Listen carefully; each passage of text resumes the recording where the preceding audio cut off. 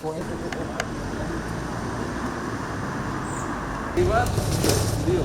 Na wewe unasema anaogopa matope.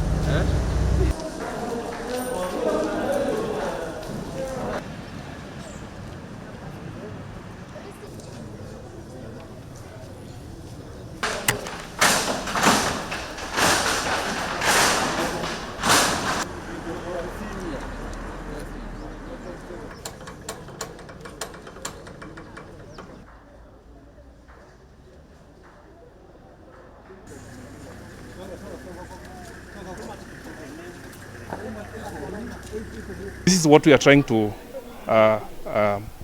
ensure, that when we carry out quality assurance, we ensure that the safety of the passerby, the third-party user, the developer, guarantee of their security of their investment, and even the safety of the would-be user is guaranteed.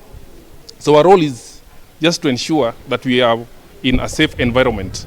Today we cannot say or actually tell how safe this building is, because from what you can see, they have no documentation in terms of paperwork, and that's why we are here the 7th time, and today we've taken a more serious action, working in collaboration with the security enforcement agencies to ensure that at least enforcement is done.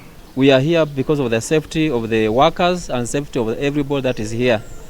That's why we are here, and we have come and have observed that safety for the workers, there is a question on it, because the PPEs that they have put on, they have not put the right PPEs, and that's why we are here, and we are as part of this team that we have come here.